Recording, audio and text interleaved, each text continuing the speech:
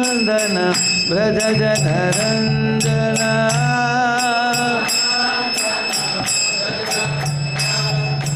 यमुना तीरावनचारी यमुना तीरावन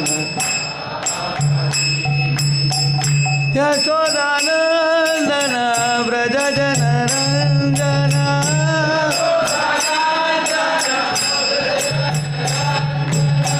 यमुना तीरावनचारी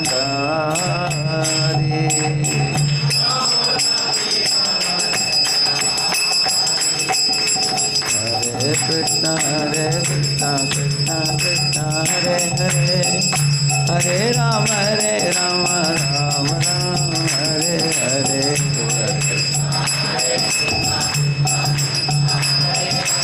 हरे राम हरे कृष्ण कृष्ण कृष्ण हरे हरे हरे राम राम राम हरे हरे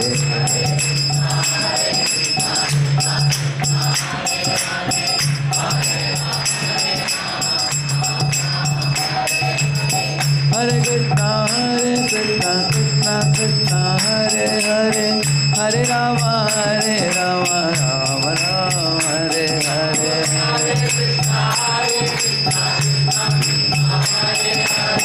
हरे राम हरे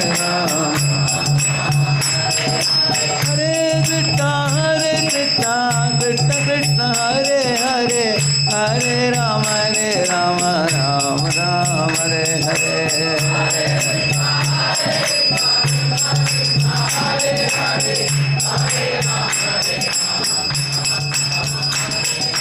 गोविंद जय जय गोपाल जय जय राधा रमण हरि गोविंद जय जय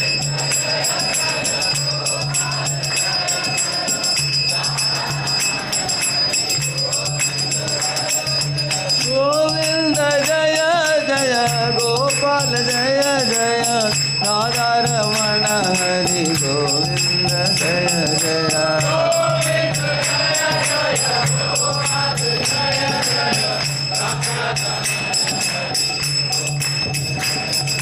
जय गोविंद जय गोपाल जय गोविंद जय गोपाल केशव माधव दीन गया केशव माधव दीन गया जय गोविंद जय गोपाल केशव माधव दीन गया केशव माधव दीन गया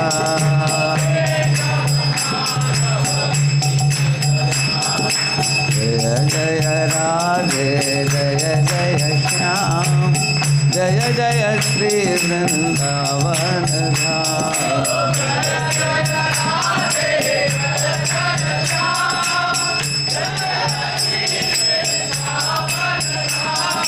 जय जय राधे जय जय श्याम जय जय श्री वृंदावन धाम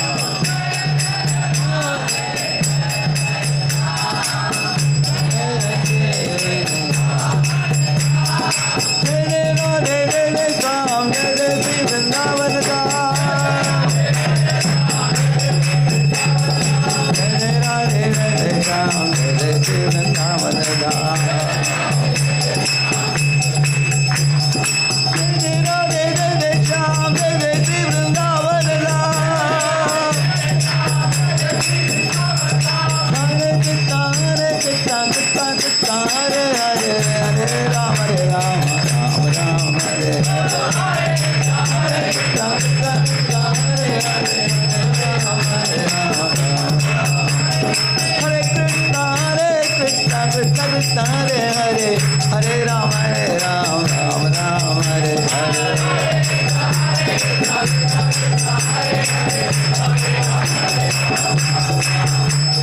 निताई गौरंग जय निताई गौरंगा निताई गौरंग जय निताई गौरंगा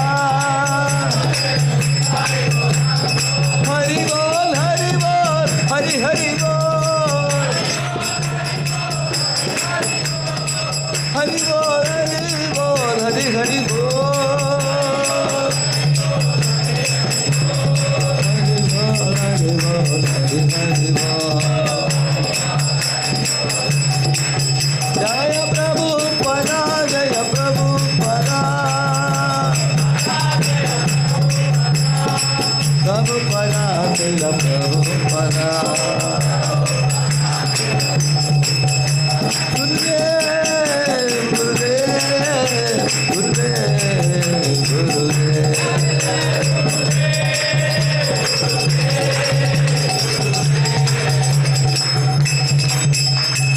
जय श्री राधा बांकी बिहारी लाल की जय श्री राधा श्याम सुंदर की श्री श्री गौर निताई की श्री श्री कृष्ण बलराम की अनंत कोटि वैष्णव वृंद की कलयुग पावन हरिनाम संकीर्तन की निताई गौर प्रेमानंदी।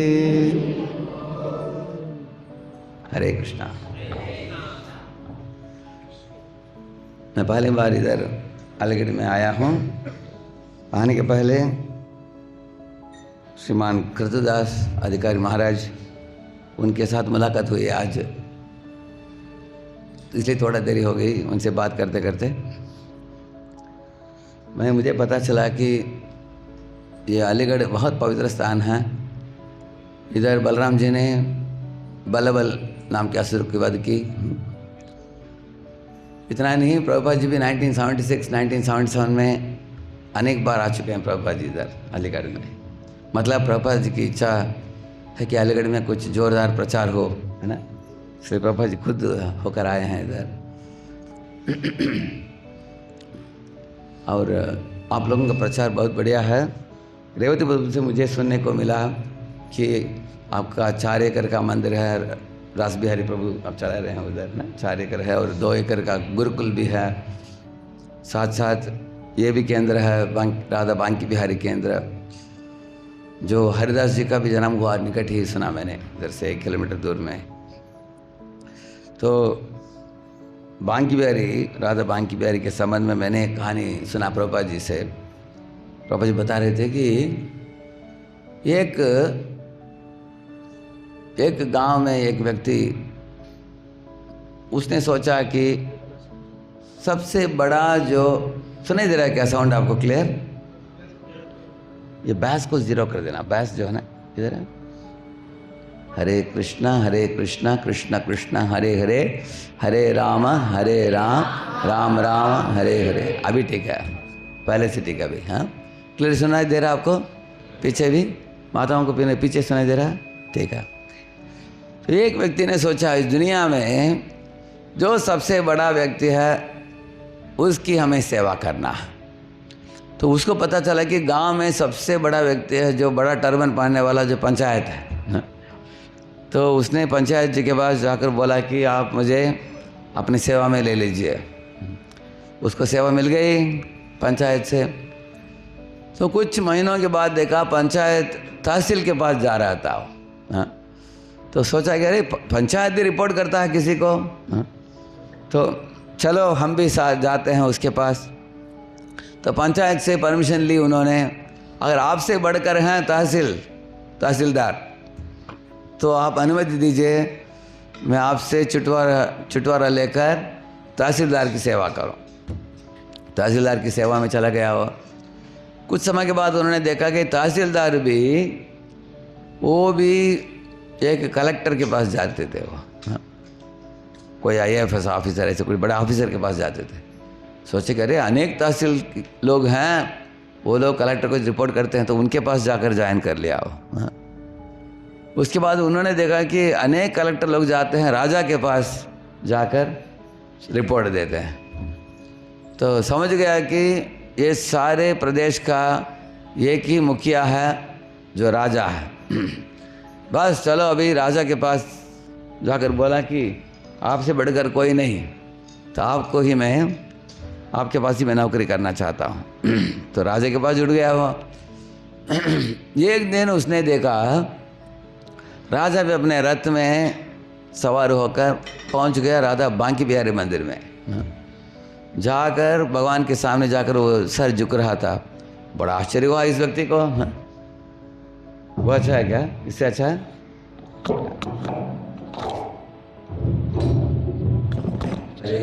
हरे कृष्ण, ठीक है, हरे कृष्ण, ठीक है। तो राजा झुक रहा था भगवान राधा बांकी बिहारी को इस व्यक्ति को बड़ा आश्चर्य हुआ, अरे राजा भी चुक रहा है किसी को। राजा के पास जाकर पूछ ही लिया उसने, मैंने सोचा आप सबसे बड़े हो, आप ही झुक रहे हो किसी को। तो अब राजा बोला, देखो भगवान से बढ़कर कोई नहीं है, सब लोग भगवान के दास हैं, ऐसे उनको सिखाया। तब इस व्यक्ति को इच्छा हो गई कि मैं मंदिर में भर्ती होकर भगवान का ही सेवा करूं।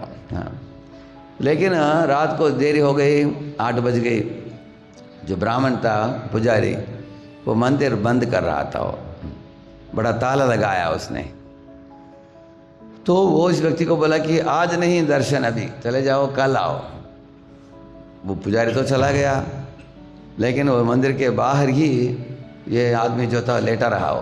हाँ। रात को ठंडी बज रही थी, फिर भी परवाह नहीं की उसने, भगवान को देखने के लिए आतुरता थी। हाँ, तो प्रातः काल में जब पुजारी ब्राह्मण लौट आया, देखा कि जो सोया हुआ है व्यक्ति, उसके शरीर के ऊपर जो चादर लगा हुआ है, चादर भगवान का चादर है। अरे इसको कैसे चादर मिल गई? डांटा उसको, भगवान का चादर को लेकर खुद के ऊपर डाल लिया तुमने। वो बोला, मुझे पता ही नहीं, रात को हम सो गए, बस कैसे हुआ मालूम नहीं। पुजारी ने भी देखा कि लाख लगाया हुआ है, चाबी इसके पास नहीं है, कैसे चादर मिला। तुरंत उसके मन में विचार उठा कि भगवान ने खुद होकर इसको अपना चादर पहनाया होगा, क्योंकि मेरे पास चाबी है, किसी और के पास नहीं है। तब समझ गया कि भगवान का कोई महान भक्त होगा।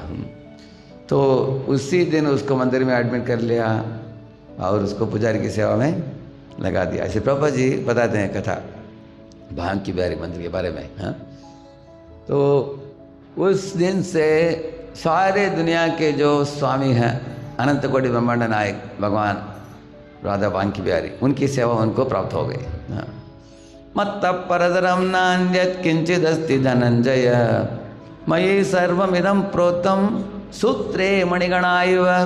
हे अर्जुन, इस दुनिया में सब चीज़ें चल रहे हैं कैसे? जिस तरह ये कंटिमाला में सब मणियाँ जुड़ कर रहते हैं, कारण क्या है? एक नैलान का धागा सबको साथ में रखता है। अगर नैलान का धागा को निकाला जाए, सब मणि बिखर जाएंगे, है ना।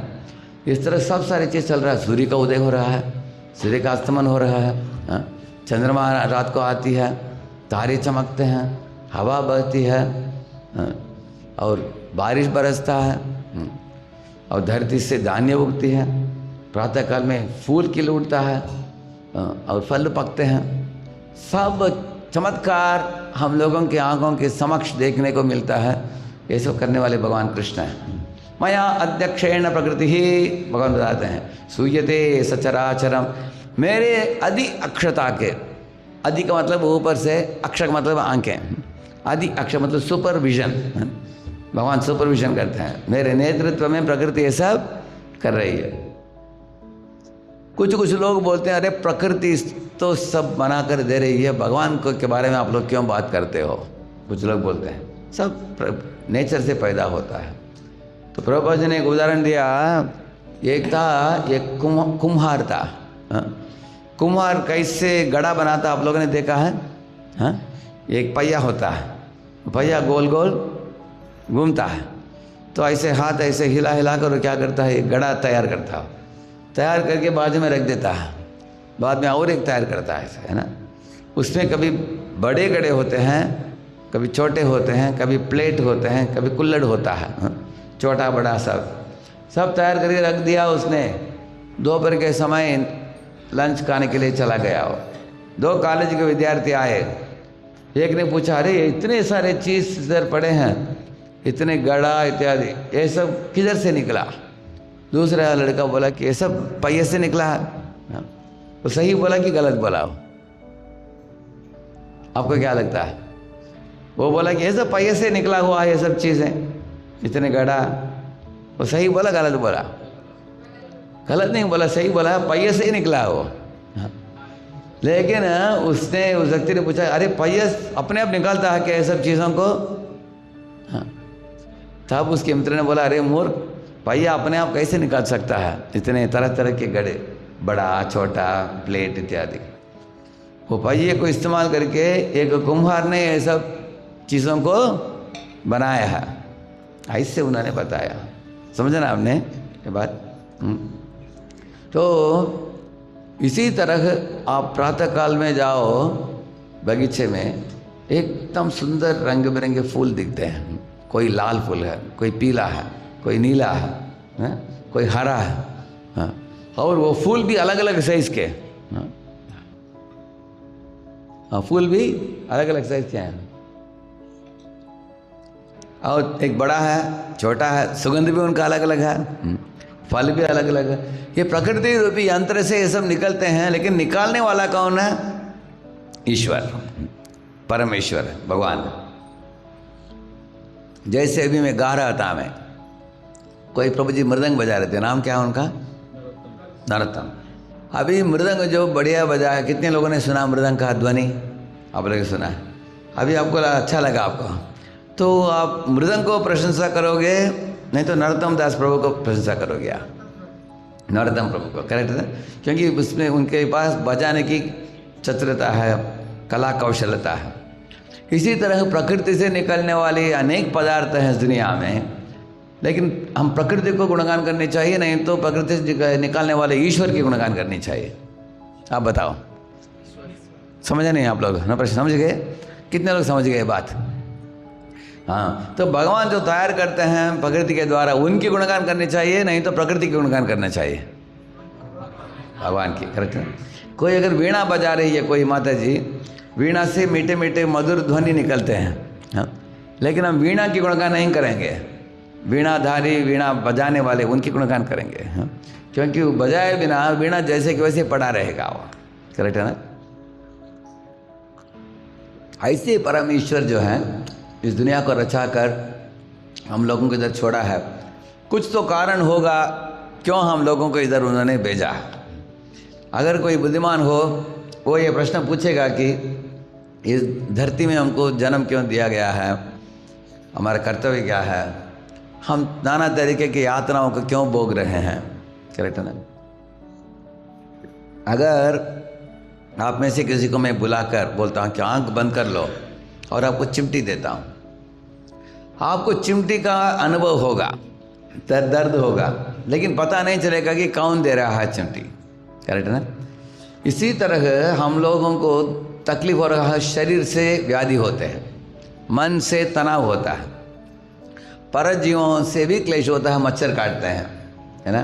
कोई पिक पॉकेट चोरी कर लेता है पॉकेट, परजीवों से भी क्लेश, प्रकृति से भी क्लेश, कभी अनावृष्टि कभी अतिवृष्टि होता है ना?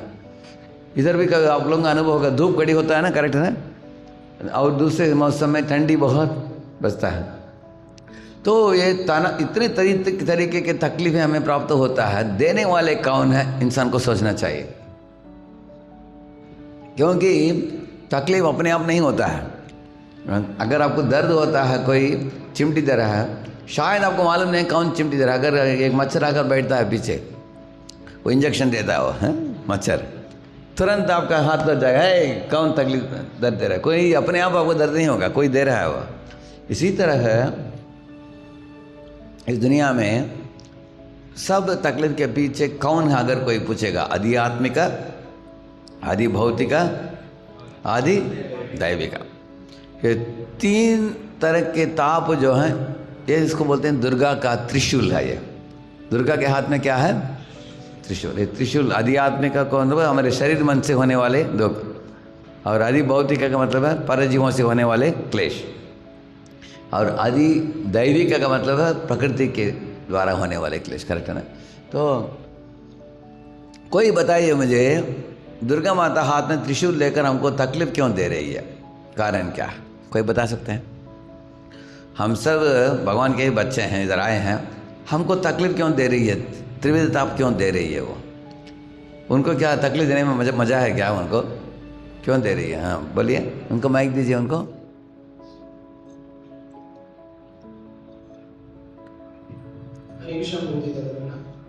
जैसा प्रभु जी व्यक्ति जेल में जाता है, उसको जेल में सुख मिल जाएगा, तो वो कहेगा मेरे को नहीं निकलना, मेरे को यहीं पे बहुत मजा आ रहा है। अच्छा। तो हम भी आत्मा में अगर हमको यहीं पे हम फील करने लग जाएंगे, मजा आने लग जाएगा, हम कहीं हमको नहीं जाना भगवान के पास। जैसे कई बार लोग सुख में पागल हो जाते हैं, नहीं करते भगवान की भक्ति। अच्छा अच्छा, इसलिए भगवान की भक्ति नहीं करते हैं, इसलिए तकलीफ देते हैं। ठीक है, और कोई इधर एक हाथ ऊपर है।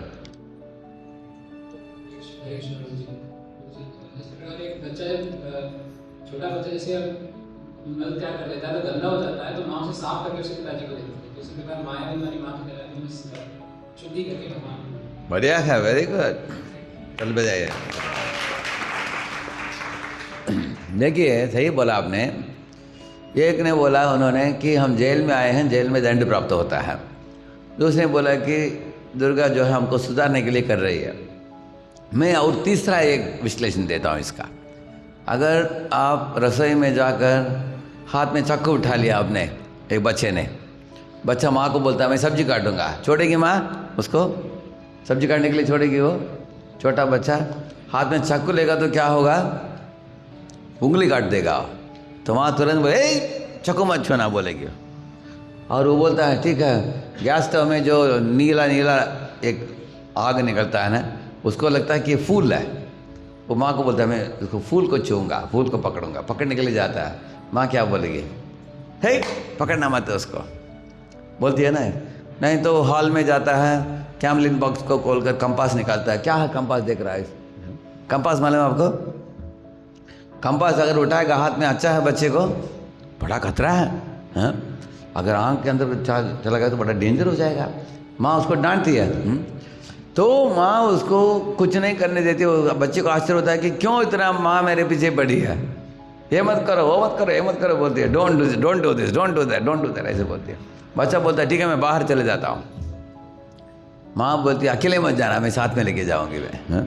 अकेले जाओगी तो रोड में ट्रक आएगा, हाँ? ऐसे बोलती है। इसी तरह दुर्गा माता हमको गलत दिशा में जाने से रोक टोक डालती है।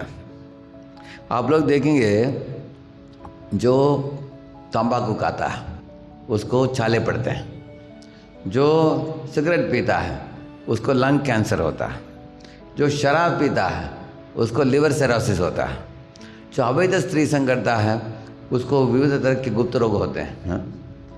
तो हर एक गलत काम के लिए कुछ दंड रखा गया है ताकि जीव उस गलत दिशा में नहीं जाएगा, हाँ? और अच्छे काम करो, जैसे अगर आप प्राणायाम करते हो तो आपका स्वास्थ्य ठीक रहता है। और आप योगासन करते हो, आप योगासन करने से शरीर एकदम तंदुरुस्त रहता है। आप लोगों ने देखा होगा जो लोग 60-70 होने के बाद भी तरुण जैसे दिखते हैं, देखा आपने? जो योग करते हैं, कितने लोगों ने देखा? करेक्ट, हाँ, क्योंकि रेगुलर अगर योगासन करते हैं तो उनका शरीर एकदम तंदुरुस्त रहता है। ऐसे अगर कोई नाम जप करता है, नाम जप करते करते उसके अंदर इंद्रिय संयम आ जाता है। इंद्रिय संयम, मन की मलिनता मिट जाता है, सभ्य बन जाता है। जैसे क्रूर मृगारी महान भक्त बना, पतित से पतित अजामिल, नाम जप कर उत्तम पुरुष बन गया वो, हाँ? भगवत नाम की प्राप्ति की है ऐसे उन्होंने। इस तरह अच्छी चीज़ करने वालों के लिए अच्छा फल रखा गया है। करेक्ट है ना? प्राणायाम, नहीं तो योगासन, नहीं तो नाम जप, और शाकाहारी भोजन भगवान को भोग चढ़ाकर प्रसाद के रूप में जो खाते हैं एकदम तंदुरुस्त रह सकते हैं वो, हाँ?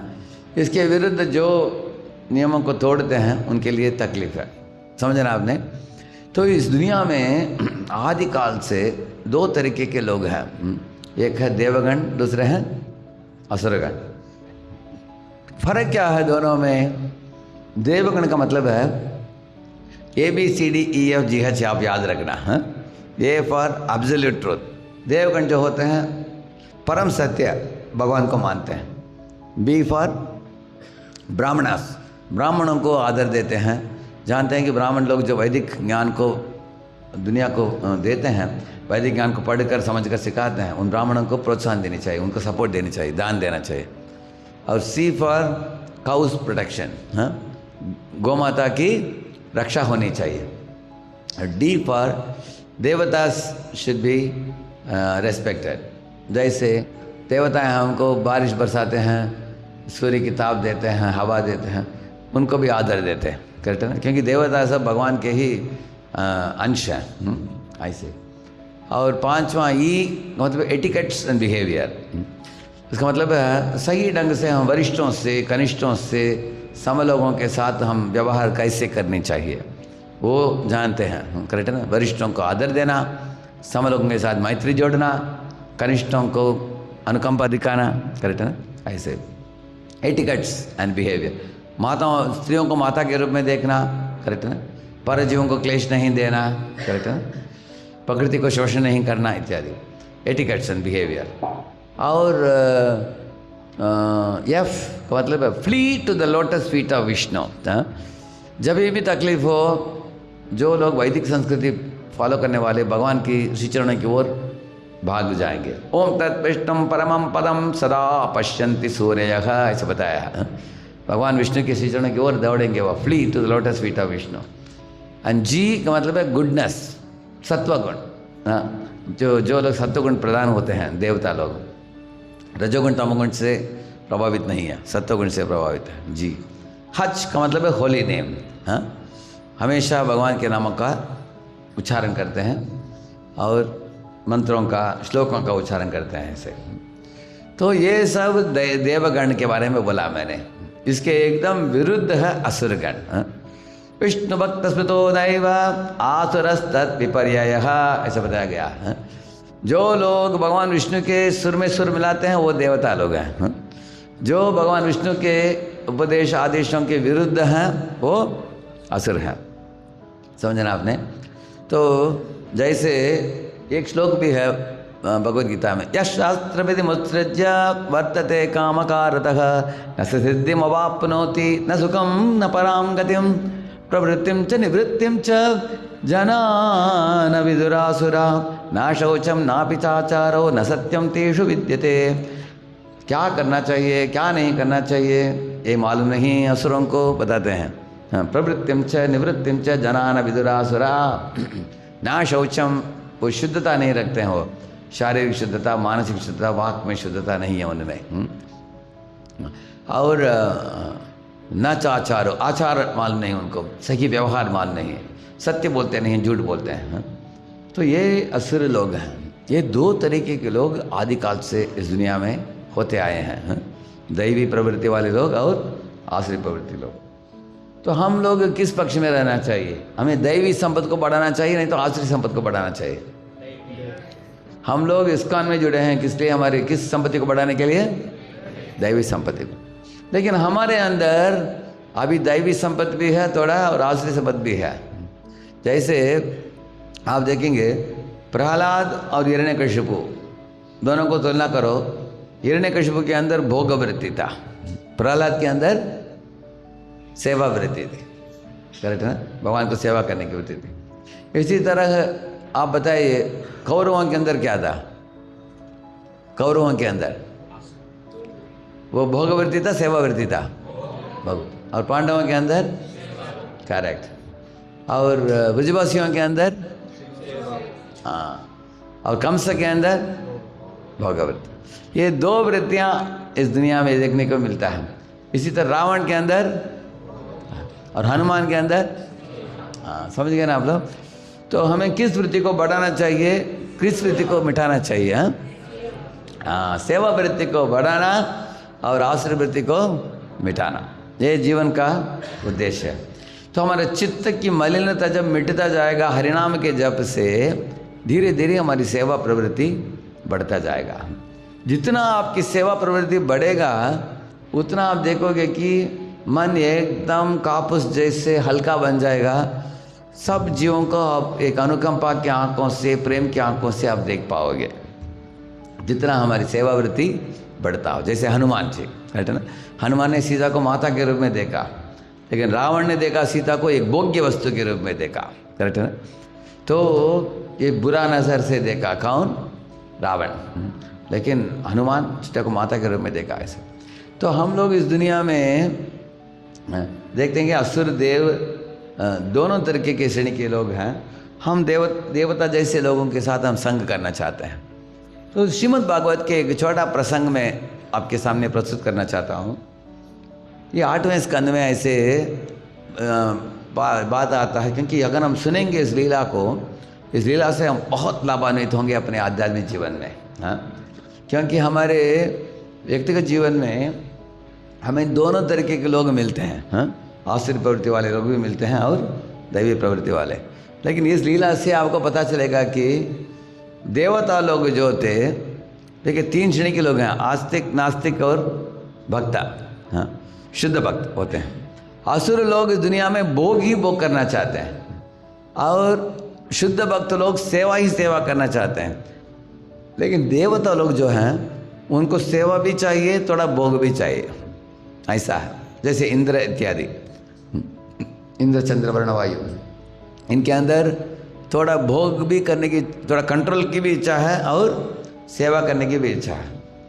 तो शुद्ध भक्त जो होते हैं, जैसे हम गोस्वामी के बारे में बताते हैं, जैसे हनुमान के बारे में बताया, गरुड़ जी के बारे में बताया, ब्रजवासियों के बारे में बताया, ये सब शुद्ध भक्त हैं। वो सेवा ही चाहते हैं, दूसरा कुछ नहीं चाहते हैं। लेकिन देवता लोगों के अंदर सेवा और भोग दोनों का मिश्रण है, मिश्रित भक्त हैं। क्या भक्त हैं? ये जानते हैं ना, चतुर्विधा भजन्ते माम जना सुकृतिनोर्जना, आर्तो जिज्ञासु अर्थार्थी ज्ञानी च भरत ऋषभ। 4 तरह के लोग भगवान कृष्ण के पास आते हैं। लेकिन अगर कोई है दुखित व्यक्ति है, दुख मिटने के बाद चला जाता है वो। कोई है पैसा अर्जन करने के लिए आता है, पैसा मिल गया तो भगवान को भूल जाता है कभी, करेक्ट है ना। लेकिन शुद्ध भक्त कभी भगवान को नहीं बोलेंगे, उनको भगवान से कुछ नहीं चाहिए, सिर्फ सेवा चाहिए। आप लोगों में कितने लोगों को चाहिए? शुद्ध भक्ति चाहिए आपको? 100% है। ये 24 कैरेट गोल्ड है, ऐसा है, शुद्ध घी से बनाया हुआ लड्डू। एक दुकान लगा दो, शुद्ध घी से बनाया हुआ लड्डू 25 रुपया।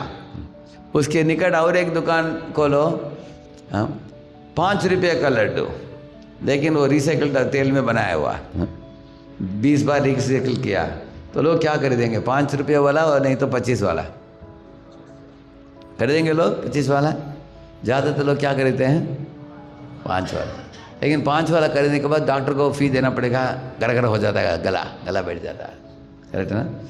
इस दुनिया में शुद्ध भक्ति मांगने वाले कम लोग हैं। तो देवता लोग जो हैं वो लोगों के अंदर मिश्रित भक्ति हैं। फिर भी भगवान विष्णु ने उनको बोला, हे देवताओं, आजकल आप लोग कमज़ोर हो गए, इंद्र की सब ऐश्वर्य मिट गया, अभी आप लोग क्षीण हो गए, इसलिए आप क्या करो, आपको एक उपाय देता हूँ। आप लोग चलो असुरों के पास। इंद्र को बुलाया, भगवान ने बोला असुरों के पास जाओ, उनको बोलो कि उनके साथ एक प्रोजेक्ट करोगे, समुद्र मंथन। एक और देवता लोग होंगे, दूसरी ओर असुर लोग होंगे। मंदारा पर्वत को दुग्ध सागर में लेके जाकर वो समुद्र मंथन करके अमृत जो प्राप्त होगा, दोनों बंटवारा करके खा सकते हैं। ऐसे जाकर एक प्रस्ताव रखो उनके सामने। तो इंद्र जो था वो सोचता था कि असुर लोग मेरे दुश्मन हैं। आप लोग ज़रा सोचो, अगर आपके गुरु महाराज, नहीं तो भगवान बोलते हैं, आपके दुश्मन के पास जाकर एक विनती करो, हमारा मन क्या बोलेगा? तैयार रहेगा? मन क्या मना करेगा ना?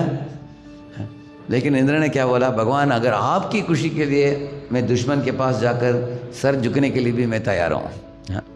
ये पहली बात हमें सीखना चाहिए।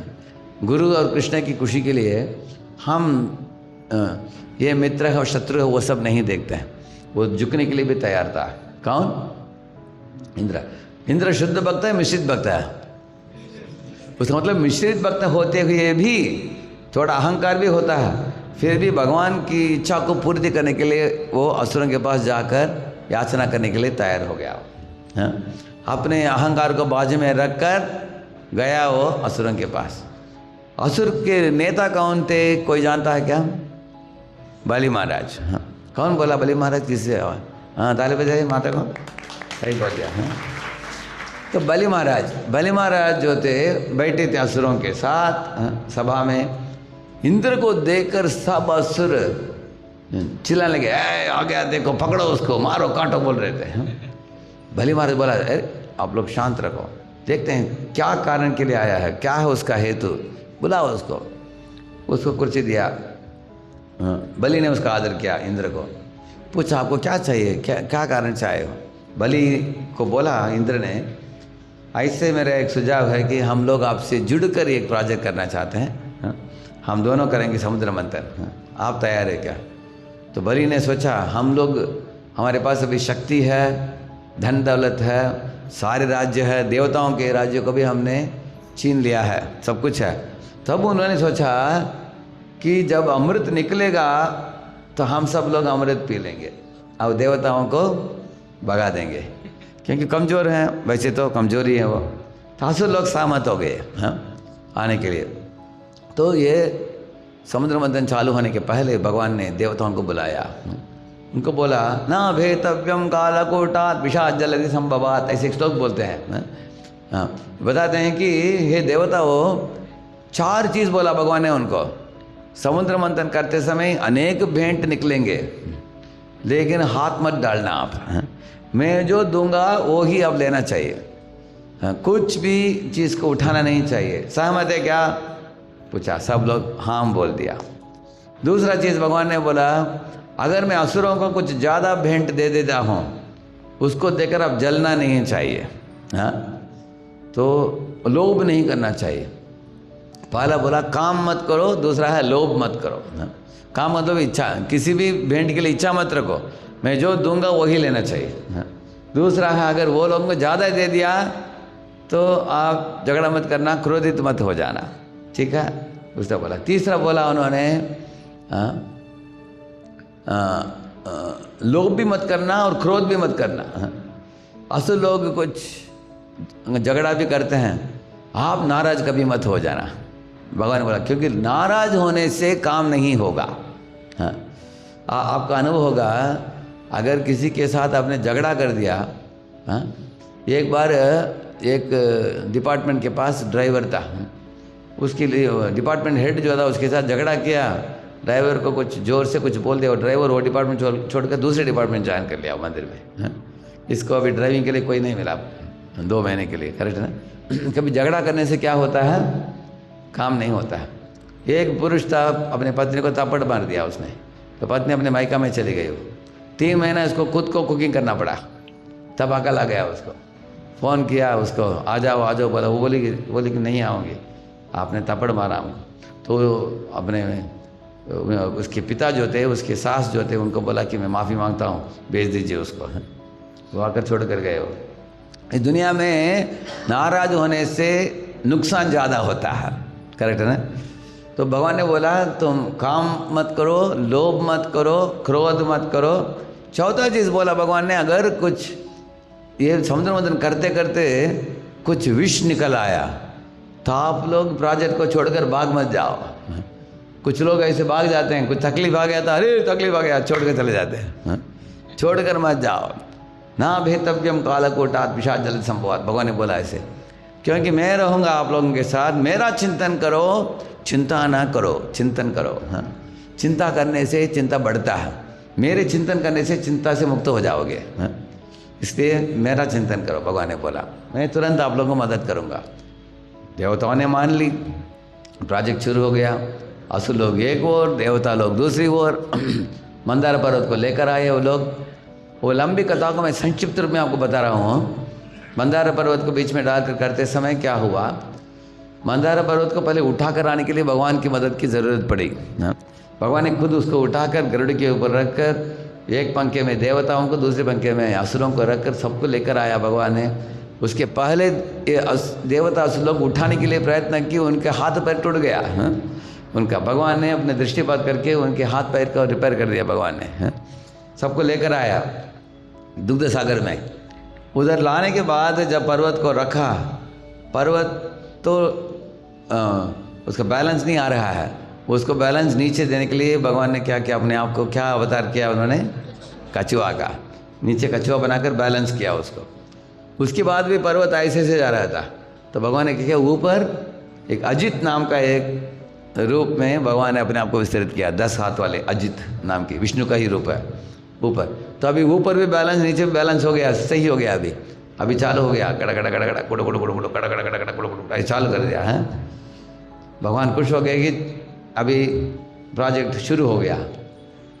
अभी क्या हुआ, असुरों में एक असुर ने बोला, अहेर पुच्छम अमंगलम, अरे हमको विष्णु ने धोखा दे दिया। बोला क्या धोखा दिया, देखो ये वासुकी को रस्सी करके हम लोगों ने प्रोजेक्ट चालू किया, लेकिन ये वासुकी की पूंछ जो है, एक सर्प का पूंछ, वो अमंगल माना जाता है। हमको पूंछ का साइड दे दिया, देवताओं को मुंह का साइड। मतलब क्या है, हमको अपमानित कर दिया विष्णु ने, तो हम क्या करना चाहिए? प्रोजेक्ट छोड़ दो, हम निकल जाएंगे। बाइकआउट किया, स्ट्राइक कर दिया उन्होंने। तब भगवान विष्णु ने बुलाया देवताओं को, देवताओं असुर लोग ऐसे बोल रहे हैं, आपका मत क्या है? क्या आप लोग पूंछ सेट पकड़कर कहाँ ये सेवा करने के लिए तैयार है क्या? देवता लोग बोले भगवान को, आप जो बोलेंगे हम करेंगे। अगर आप बोलेंगे निकल जाओ तो निकल जाएंगे, ठहरो तो ठहरेंगे, पूंछ पकड़ो तो पूंछ पकड़ेंगे, मुंह पकड़े बोलेंगे तो मुंह पकड़ेंगे। तो आप जो बोलेंगे हम करेंगे, क्योंकि हम किसके दास हैं? आपके दास। भगवान खुश हो गए, चलो सब लोग पूंछ साइड आ जाओ। पूंछ साइड में आ गए, असुरों को दूसरी साइड में रख दिया भगवान ने। प्रोजेक्ट चालू हो गया, कड़ा कड़ा कड़ा कुड़ कुड़ चालू। तो वासुकी को उल्टी आ गया, ऐसे धुआं निकालने लगा मुँह से हैं। तो वो विष के साथ मिला हुआ वो जो धुआं जो था, गरम गरम धुआं था वो है, सबके चेहरे में आ गया असुरों के। असुर लोग तड़पने लगे, चिल्लाने लगे, अरे मूर्ख, आप लोगों ने पूंछ छोड़कर मुख के साइड क्यों मांगा? ऐसे पूछा उसने। तो एक असुर जिसने सुझाव दी थी वो बोला कि अरे मूर्ख, मैं सुझाव दिया लेकिन आप लोगों ने उसको स्वीकारा नहीं, इसलिए आप ही मूर्ख हो। ऐसे वो बोल रहा था। सब दोनों के बीच में झगड़ा हो रही थी ऐसे। देखिए, अगर हमको background service, for friends, limelight service बोलते हैं। दो तरह की सेवा है। अनेक लोग क्या लाइमलाइट सर्विस चाहते हैं, बैकग्राउंड सर्विस चाहते हैं? लाइमलाइट सर्विस, करेक्ट ना? एक बार एक युवकों का प्रोग्राम था, उधर 1000 लोग आ गए थे युवक। तो एक व्यक्ति था जो मास्टर ऑफ सेरेमनी बोलते हैं ना, जो माइक लेकर स्टेज में बात करता है, सबको स्वागत करता है। वो ट्रैफिक में फंस गया, वो आ नहीं पाया। फ़ोन करके बोला हमको। हमने क्या किया, भक्तों में ढूंढा क्या और कोई है क्या। सेकंड लेवल का दूसरा एक आदमी था, वो बोला प्रभु जी मैं कर सकता हूँ। तो उसका अलो किया स्टेज में आ गया, कार्डलेस माइक उठा लिया हाथ में, प्रैक्टिकली नाचने लगा स्टेज में। खुश हो गया वो, मुझे चांस मिल गया, मुझे सबके सामने मैं ये कर सकता हूँ, बोल सकता हूँ, बोल रहा था वो सबको। और इतने में फ़ोन आ गया कि ट्रैफिक डिसॉल्व हो गया, अभी मैं आ गया। वो व्यक्ति आने के बाद उसको स्टेज में लेके गए, इसको बोले तुम उतर जाओ, अभी उसको बोलने के लिए बोलते हैं। ये बहुत दुखित हो गया, क्या प्रभु जी पहली बार चांस मिला हमको, 2 मिनट में उतार दिया हमने। ऐसे बुरा लगा उसको। वो बोला है कि ये तो अच्छी सेवा थी, आपने क्यों सेवा वापस ले लिया आपने, अभी मैं क्या कर सकता हूँ आज। वो बोले कि पीछे जाओ, ग्रीन रूम में प्राइस पैकिंग चल रहा है, प्राइस पैकिंग करो। क्या वो तैयार था क्या? वो ये क्या सेवा है, कौन देखने वाला है, ये तो बैकग्राउंड सर्विस है। उसका अच्छा नहीं लगा। तो उसका एटीट्यूड ठीक नहीं था, समझ में आ रहा है आपको? क्योंकि उसको लग रहा है कि हम जो सेवा करते हैं उसको लोगों के सामने दिखाना चाहिए। ये हेतु के साथ जो सेवा करेगा वो भगवान को प्रसन्न नहीं करेगा वो। हाँ, और हमें सोचना चाहिए कि एक ही व्यक्ति गुरु और कृष्ण को ही हम खुश करना चाहिए अपने सेवा से, बाकी लोग देख के या ना देख के परवाह नहीं है। तो इसलिए भगवान ने जब पूंछ दिया था असुरों को, उनको लगा कि हमको बैकग्राउंड सर्विस दे दिया, देवताओं को फ्रंट लाइन दिया। लेकिन फ्रंट लाइन में आपको बदनाम भी होता है, करेक्ट है? अगर आप स्टेज के ऊपर खड़े होकर कुछ बोलो, दोष आरोपण करेंगे लोग आपको। बैकग्राउंड में करने वालों को कोई दोष नहीं देखेगा, देखेगी नहीं, उनका सेवा दिखता भी नहीं है। तो इस दुनिया में स्पर्धा बहुत है, स्पर्धा प्रचुर मात्रा में है। हम लोग एक इस्कॉन संस्था में जुड़े हैं, ये एक आध्यात्मिक संस्था है। इस संस्था में भी लाइमलाइट सर्विस के लिए स्पर्धा हो सकती है कि नहीं? आपको क्या लगता है, होगा कि नहीं होगा? हो सकता है। जैसे फेस्टिवल के दिन जब कीर्तन होता है, एक प्राइम टाइम होता है, मालूम आपको? प्राइम टाइम जब अभिषेक वगैरह होता है भगवान की, अनेक म्यूजिक ग्रुप्स चाहते हैं कि उनको चांस उस समय मिले। क्यों चाहते हैं, कौन बोल सकता है? हाँ, करेक्ट क्या? उस वक्त सब लोग हैं, हजारों लोग हैं उधर, 2000-3000 लोग रहेंगे। उनको लगता है कि अब भी हम कीर्तन करेंगे, सब लोगों को पता चल जाएगा कि हमारा म्यूजिक ग्रुप की यश कितना है, हम कितने महान हैं। और उनको बोलो आप ड्रामा भी हम बोलते हैं, पहले ड्रामा कर दो 7 बजे, उसके बाद 7:30 प्रवचन चालू करते हैं। वो लोग बोलेंगे नहीं प्रभु जी पहले लेक्चर कर दो, लास्ट में हम ड्रामा करेंगे 8:30 बजे। क्यों? क्योंकि उस समय भीड़ ज़्यादा रहता है। तो कभी कभी स्पर्धा होता है इस तरह लोगों को। हम भक्ति दिखाने के लिए नहीं करते हैं, हम भक्ति भगवान की खुशी के लिए करते हैं, ये बात है। तो असुरों को चाहिए था मुख वासुकी की दिया गया, लेकिन उनको दुआ खाना पड़ा उनको। हाँ, भगवान ने बोला, अभी भी असुरों ने बोला अभी हम छोड़कर चले जाएंगे। क्यों? क्योंकि धुआं निकल रहा है। भगवान ने बोला रुको, अभी धुआं नहीं निकलेगा। भगवान ने क्या किया, वासुकी को तमोगुण में डाल दिया, असुरों को रजोगुण में, देवताओं को सत्वगुण में। तब वासुकी सो गया, इसलिए धुआं नहीं निकला। तो प्रोजेक्ट वापस चालू, कड़ा कड़ा कड़ा कुड़ कुड़ कुड़ कड़ा कड़ा कड़ा कुड़ चालू गया। ऐसे चलते समय भेंट निकलने लगे। उच्चैश्रवा नाम के एक घोड़ा, एक ऐरावत नाम के एक हाथी, ऐसे अलग अलग चीज़ निकलने लगे। ऐसे निकलते समय कुछ मणियाँ में निकलने लगे। भगवान ने कुछ कुछ चीज़ों को असुरों को छोड़ दिया लेने के लिए। जैसे वरुणी नाम के वरुणी मिली, उसको भगवान ने उनको दे दिया। ऐसे निकलते समय एक हलाहल निकला, जैसे मैंने बताया। तो हलाहल को देखते ही असुर लोग डर गए। अरे अभी विष निकल रहा है, हम तो अमृत ढूंढते हुए आए, अगर विष के कारण मर भी जाएंगे हम, क्या होने वाला है। वो भागने के लिए तैयार थे वो। तो भगवान ने बोला आप लोग चिंता मत करो, अभी महादेव शिव जी को बुलाते हैं। हाँ? शिव जी को बुलाया गया। आप लोग जानते हो शिव जी अपने हाथ में लेकर विष को पीने के बाद उनका नाम क्या पड़ा, नीलकंठ बोलते हैं उनको। उसके बाद एक कौस्तुभ मणि निकला, कौस्तुभ नेकलेस निकला। तो उस नेकलेस को लेकर भगवान खुद ही पहन लिया उसको। तो कुछ कुछ लोग पूछते हैं अरे भगवान की आदत समझ में नहीं आ रहा है उनको। अरे विष जब आया शिव जी को पिला दिया, जब अच्छा एक नेकलेस आया खुद पहन लिया, ये क्या भगवान का स्वभाव ऐसा है क्या? कुछ लोग पूछते हैं। उनको मालूम नहीं, जब विष निकला भगवान ने सोचा कि शिव जी की यश को बढ़ाना चाहिए। हाँ? क्योंकि उस दिन से शिव जी का नाम जगत प्रसिद्ध हो गया। क्या हो गया उनका नाम? नीलकंठ माधव है। क्योंकि अति कृपालु परम दयालु, सब जीवों को भलाई करने वाले हैं ऐसे शिव जी जो हैं। चराचर गुरुम लोक गुरुम मुनि नाम गुरुम हैं, ऐसे भागवत में उनके गुणगान हुआ है। उस जगत के गुरु हैं वैष्णवानाम ताशम गुरु। ऐसे महान वैष्णव सब जीवों को मन में रखते हुए उनकी भलाई के लिए उन्होंने विष पिया। तो भगवान ने उनके यश को और भी बढ़ा दिया भगवान ने। और जब मणि नेकलेस जब निकला, भगवान ने सोचा अरे एक श्यामंतक मणि जो था सत्यजित के पास, उसके कारण 5 लोगों की खून हुआ। करेक्ट है ना? उनके भाई जो था प्रसेन, वो श्यामंतक मणि से सोने निकलते थे हर दिन। उसको पहनकर घोड़े के ऊपर गया उनका भाई, नाम क्या था उसका? प्रसेन। जंगल में एक शेर ने उनको देखा, फाट करके उनको मारकर शेर ने उठा लिया श्यामंतक मणि, खुद पहन लिया शेर। उसके बाद जांबवा ने शेर को देखा, फाट करके वो थप्पड़ देकर शेर को मार दिया और खुद उसको लेकर खुद पहन लिया।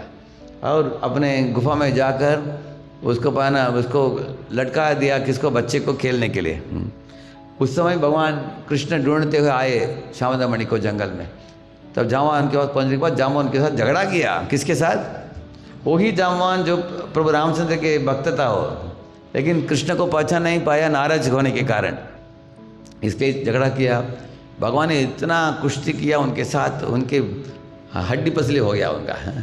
वो सोचा कि मर ही जाऊंगा मैं, इतना कमज़ोर हो गया वो बोला कि आप तो प्रभु रामचंद्र होने चाहिए, क्योंकि दुनिया में किसी के पास इतना ताकत नहीं मुझे मारने के लिए। भगवान ने मुस्कुराया, उन्होंने बोला सही समझ गया तुम। हाँ जामवान, चिंता मत करो, मैं तुम्हारे सब हड्डी नस सब ठीक कर दूंगा। तब भगवान ने उनको मसाज कर दिया। हाँ पूरा मसाज करके जैसे कि वैसे एकदम मजबूत कर दिया उनको। किसको? जामवान को। जामवान खुश होकर उनको मणि को भी दे दिया भगवान को, और अपने बेटी जाम्बवती को भी दे दिया विवाह में। तो भगवान उसको प्राप्त करके वापस लौट आए। सत्यजित को बुलाकर बोला, सत्यजित तुमने मेरे बारे में अफवाह फैलाया, तुमने बोला कि प्रायः कृष्णेन निहतो मणिग्रीवो वनम गतः, ऐसा बोला वो। शायद कृष्ण ने ही जंगल में मेरे भाई को मारकर वो मणि को चोरी कर लिया करके तुमने गलत अफवाह फैलाया, इसलिए मैं तुमको सत्य बात बताने के लिए मैं जंगल में जाकर लाया हूँ। तुम्हारे भाई को मैंने मारा नहीं, किसने मारा? शेर ने मारा। और शेर को किसने मारा? जामवान ने मारा। जामवान को पराजित करके मैं लेके आया मणि। अभी इधर है मणि, ले लो बोला। तब सत्यजीत को बहुत शर्म आया। वो सोचा कि मैंने बहुत बड़ा गलती कर दिया, द्वारका में अफवाह फैला दिया। तो वो अपने बेटी को दिया उनको, भगवान को। नाम क्या था उनका? सत्यभामा। तो सत्यभामा को देते समय साथ साथ उन्होंने श्यामंता मणि को भी दे दिया। किसको? भगवान को बोले कि आप दोनों ले लीजिए। तो भगवान ने दोनों को लिया। देखा कि सत्यजीत के चेहरे में वो दे रहा है लेकिन देने के लिए मन नहीं है। हाँ, तो भगवान ने क्या बोला, ठीक है मैं सत्यभामा को रखता हूँ, ये मणि को तुम ले लो, तुमको चाहिए ना। बोला थैंक यू बोलकर ले लिया वो। कौन? सत्यजीत। मतलब उसको लालच थी।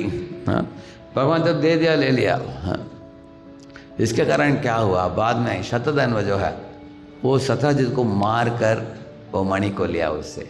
हाँ, उनसे ले लिया वो। हाँ, उसके बाद शतधन्व भी मारा गया बाद में। हाँ, उसका भी खून हुई उसका भी। उसके बाद अक्रूर के हाथ में, अक्रूर का बदनाम भी हुआ बाद में। तो भगवान ने सोचा एक श्यामंतक मणि को लेकर 4-5 लोग मर मिटे। हाँ, कुछ महान लोगों का भी बदनाम हुआ। ये साधारण भौतिक मणि है, उसका इतना इफेक्ट है इस दुनिया में। ये जो कौस्तुभ मणि अगर इस दुनिया के लोगों को प्राप्त होगा, दुनिया में ध्वंस मच जाएगा, युद्ध मच जाएगा, सारे जीव एक दूसरे के साथ झगड़ा करके खून करेंगे एक दूसरे को, अच्छा नहीं। इसलिए भगवान ने खुद पहन लिया उसको। समझ रहे हैं? अभी भगवान के साथ कोई युद्ध कर सकता है क्या कोई? भगवान कभी भी पराजित नहीं होते, है ना। भगवान ने ये कर दिया उनको, पहन लिया ऐसे, ठीक है। इसलिए इसके बाद क्या हुआ, जब अमृत निकला, कौन लेकर आया अमृत? हाँ, धन्वंतरी, वो भी भगवान का ही एक रूप है। हाँ, लक्ष्मी भी निकली। उसके बाद भगवान जब धन्वंतरी ऐसे अमृत कलश लेकर निकले, तुरंत असुर लोग भागते हुए गए। असुरों के बीच में बड़ा झगड़ा हुआ। हाँ, एक असुर था जयंत, वो छीन लिया भगवान के हाथ से। भगवान के हाथ से कोई छीन सकता है क्या? वो अगर छीन सकता है कोई, वो भी भगवान का लीला है। हाँ, जैसे कभी कभी माता पिता जो है बच्चों के साथ खेलते हैं ऐसे, भगवान बोला अच्छा छीनना है तुमको, ले लो, नो प्रॉब्लम। अभी देखो मैं क्या करूँगा। एक हाथ से भगवान ने छीनने के लिए छोड़ दिया, बाद में मोहिनी मूर्ति बनकर उसको वापस ले लिया। करेक्ट है ना? करेक्ट है ना? तो जब छीन कर गए, मितक्कलिरभूतेषां तदर्थे तर्ष चेतसाम अहम पूर्वम नत्वम इति प्रभो, ऐसे बोला उन्होंने असुर लोगों ने। वो बोला, असुरों के बीच में खली मच गया, युद्ध मच गया। वो लोगों ने बोला कि मितक्कलिरभूतेषां तदर्थे तर्ष चेतसाम, उनका चेतना में इतना युद्ध करने की और वाद विवाद करने की भावना थी। अहम पूर्व, मैं पहले पीऊँगा अमृत, तुम नहीं, ऐसे बोल रहे थे वो लोग। ऐसे बोलकर वो छीन कर भाग रहे थे। उसमें 2 तरह के असुर थे, एक है बलशाली, दूसरा है कमज़ोर। तो कमज़ोर असुर वो बैठ गए, सोचे कि अरे इनके साथ झगड़ा कौन करेगा। और बलशाली असुरों के बीच में भी बड़ा झगड़ा हुआ। इसलिए वो बलशाली असुर कौन है? वो कैपिटलिस्ट है। कमज़ोर असुर कौन है? कम्युनिस्ट है। तो ये लोगों ने क्या बोला, हे असुर लोग, हे मित्र लोग, बांट कर खाना चाहिए, ऐसे बोला उन्होंने। और वो लोग क्या बोला, बलशाली असुर लोग, वो लोगों ने बोला कि माइट इज़ राइट, अगर बल हो तो दिखाओ, आओ इधर। तो वो लोग ले लिया, उनके बीच में भी झगड़ा मच गया। इतने में मोहिनी मूर्ति निकली। मोहिनी मूर्ति प्रभुपाद जी बोलते हैं लक्ष्मी से भी ज़्यादा खूबसूरत थी वो, क्योंकि मोहिनी मूर्ति कौन है? हाँ, वो उनके काले बाल, उनकी आंखें तारों के समान चमक रहे थे, उनकी आंखें कमल के पंखुड़ियों में जैसे। हाँ, और कमर में बहुत अच्छे ज्वेल का बेल्ट पहने थे वो, ऐसे अच्छे कपड़े पहने थे, अच्छे आभूषण पहने थे। जब वो चलती आई, जैसे एक मयूर चलती है, इस तरह वो चलती हुई आई वो। तो उनको देखकर सब असुर मोहग्रस्त हो गए। हाँ, तो वो सब असुरों की ओर तिरछी नज़र से उन्होंने देखा। हर असुर ने सोचा कि ये मेरे से आकर्षित है और मुझे विवाह करेगी, ऐसे उन्होंने सोचा। तो तब उन्होंने क्या कर दिया, ये कलश जो था उनको दे दिया। बोला कि देखो हम लोग आपस में झगड़ रहे हैं, आप ले लो और क्या करो, आप हमको बंटवारा करो। वो बोली अरे आप लोगों को मालूम भी नहीं कि मैं कौन हूँ, आपने पूछा नहीं मेरे पिता कौन है, पति कौन है, मैं अकेली घूमने वाली स्त्री को आप लोग इतना ये विश्वास कैसे रखते हो मेरे ऊपर। देखो मेरे हाथ में दे दोगे, मैं कुछ भी करूँगी, चलेगा क्या, ऐसे उन्होंने पूछा। और रसूल बोले चलेगा चलेगा, ही दे दिया, आप जो करना चाहते हैं करो। क्योंकि सब असुरों ने सोचा कि इसके सामने जेंटलमैन होनी चाहिए। हाँ, अगर हम सज्जन नहीं होंगे ना, विवाह नहीं करेगी वो। हाँ, इसलिए सब लोग एकदम जेंटलमैन जैसे बात करने लगे उसके साथ। तो बोले ठीक है सब लोग चलो, सब लोग बैठ जाओ। सबको पंक्तियों में बिठा दिया। दूसरी ओर देवताओं को पंक्तियों में बिठाया। बिठाने के बाद क्या किया, मोहिनी मूर्ति चलती गई उनके बीच में, असुरों के बीच में ऐसे। तो उनको उनकी नूपुर की ध्वनि सुनी, उनकी खूबसूरती देखने को मिली, उनकी शरीर की सुगंध सूंघने को मिली, बस अमृत नहीं मिला उनको। सारे के सारे अमृत वितरित कर दिया, किसको, देवताओं को। तो बाद में असुर लोग देख रहे थे, अरे हमको कुछ नहीं दिया।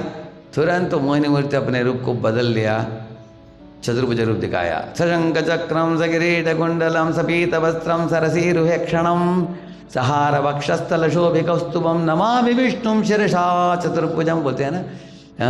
चतुर्भुज रूप था उनका, शंख चक्र गदा पद्म धारण करते हुए मुकुट के साथ, कुंडल के साथ भगवान विष्णु शिव से चिन्ह था उनके वक्षस्थल पर, कौस्तुभ मणि था। वो सुंदर रूप का रूप दिखाकर भगवान अप्रकट हो गए। तो ये लीला के अंत में सुखदेव गोस्वामी दो श्लोक बोलते हैं। उधर क्या बोलते हैं वो, असुर और देवता लोग दोनों का प्रोजेक्ट एक ही था, और दोनों एक ही समय वो प्रोजेक्ट किया। दोनों के पास जो यंत्र थी, जो वासुकी थी, इत्यादि मंदार पर्वत थी, वो भी एक ही था, उसमें फर्क नहीं। काल भी एक ही था, समय भी एक ही था, और दोनों का कसरत भी एक समान था, उसमें भी फर्क नहीं है। लेकिन देवताओं को अमृत मिला, असुरों को नहीं मिला। कारण क्या है, क्योंकि देवता लोगों ने भगवान की बात माना, असुर लोगों ने भगवान की बात, बस इतना ही बोलते हैं वो। If you agree with will of Lord you will attain perfection.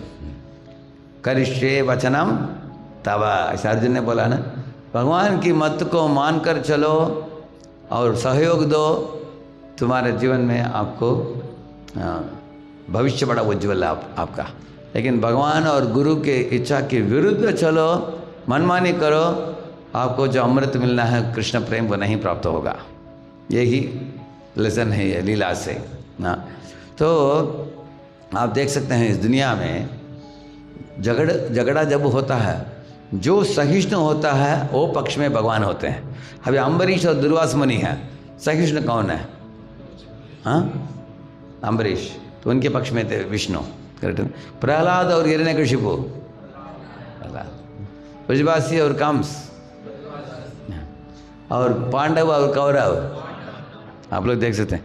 इसलिए अगर हमें भी भक्तों के समूह में झगड़ा भी होता है, आप सहिष्णु बनो, भगवान आपके साइड में आ जाएंगे, करेक्ट ना।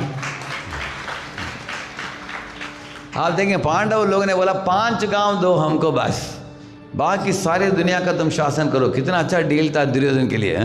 5 गांव देना क्या बड़ी बात है क्या उसको? एक कोने में 5 गांव दे दो, बाकी पूरा दुनिया का शासन करो। वो सहमत था क्या? वो कितना निपट मूर्ख देखिए। सारी दुनिया ले सकता था, लिया नहीं। अगर पांडव लोगों ने आधा भी लिया, आधा दुनिया पांडवों के लिए, आधा दुनिया कौरवों के लिए, वो भी हो सकता था। अगर युधिष्ठिर महाराज को पूरा का पूरे राज्य भी दे दो, इतना वो महान महात्मा है, धर्मात्मा है वो, दुर्योधन को ज़रूर कुछ एरिया देंगे ये करने के लिए, शासन करने के लिए। लेकिन दुर्योधन इतना हट करने वाला था, आश्चर्य प्रवृत्ति वाला था, करेक्ट ना। तो अभी मैं जो मिला कर्तदास अधिकारी महाराज को मिला अभी, उनको मैंने पूछा मैं जा रहा हूँ अलीगढ़, आशीर्वाद दीजिए। और मैं किस विषय के ऊपर मैं बोलूं, ऐसे पूछा मैंने उनको। आपकी क्या इच्छा है, अब उसके अनुसार मैं बोलूँगा। उन्होंने 2 विषय बोला। उन्होंने बोला कि अगर भक्ति मार्ग में जो प्रामाणिकता के साथ लगता है, कोई पुरुष हो स्त्री हो लगती है, उनके चित्त जो है प्रसन्न हो जाता है। Anyone is genuinely engaged in devotional service, they become blissful in devotional service। यह पहली बात बोला उन्होंने। इसलिए हर एक को इस दुनिया में वैदिक साधना भक्ति जो है, प्रातः काल में उठकर गंभीरता से नाम जपना, भागवत का अध्ययन करना, आरतियों को उतारना, भगवान के लिए फूल चढ़ाना, सर झुकना, ये हर एक भक्त को गंभीरता से इसको लेना चाहिए। क्योंकि ये करने से प्रातः काल का प्रोग्राम जो है ना 4:30 से 9 करते हैं, वो हमारे आध्यात्मिक जीवन का बुनियाद है। वो इट्स अ फाउंडेशन। जैसे एक बड़ा इमारत खड़ा करना हो तो पहला हम क्या करते हैं, हम बुनियाद डालते हैं। बुनियाद जैसा है, नींव है वो। और इसके बारे में बोला उन्होंने, अगर वो नींव सही डाला हमने तो पेड़ से फल फूल इत्यादि प्राप्त होता है। इस तरह हर एक भक्त को ऐसी साधना भक्ति हम करें जिससे हमारे चित्त प्रसन्न हो। इसमें एक महत्वपूर्ण बात है, अगर हम साधना भक्ति करके गर्वित हो जाते हैं कि मैं महान भक्त हूँ, तो वो गर्व से दूसरे भक्तों के साथ झगड़ा होगा। इसलिए हमें भक्ति भी तीव्रता से करनी चाहिए, लेकिन गर्व नहीं करनी चाहिए, नम्र भावना के साथ सेवा करनी चाहिए। ये पहली बात है। दूसरी बात उन्होंने बोला, इस विषय के ऊपर आप जोर दीजिए कि भक्त लोग हमेशा एक दूसरे को सहयोग देते हुए इस संस्था को आगे बढ़ाना चाहिए। क्योंकि महाराज बोले कि प्रभुपाद जी की आदेश थी, if you want to show your love for me, cooperate with one another to keep the mission together. ये मिशन को आगे बढ़ाना हो भक्तों के बीच में, ये जब मिलजुल कर वो लोग सेवा देते हैं, तो उससे हमारी संस्था बहुत अच्छी तरह आगे बढ़ सकता है। तो उन्होंने बोला कि मैं सारे दुनिया के इस्कॉन के भक्तों के लिए यही मैं बताता हूँ, this is the thing, most important thing. भक्त अभी पांडव लोग हैं, वो लोग आपस में कभी कभी मतभेद भी होता था उनके बीच में भी, लेकिन कभी इतना मतभेद नहीं हुआ कि वो लोग एक दूसरे के साथ झगड़ा किया, ऐसा नहीं। क्योंकि वो किसके अंडर में थे, कृष्ण के अंडर में थे। तो भगवान कृष्ण के अंडर में होने के कारण, जैसे एक फ्लावर वेस होता है, उसमें रंग बिरंगे अलग अलग फूल हैं, लेकिन सब फूल फ्लावर वेस के अंदर है। इस तरह सब लोग कृष्ण के इच्छा के अंदर अपने इच्छा को रखा, इसलिए वो एक दूसरे के साथ झगड़ा नहीं किया।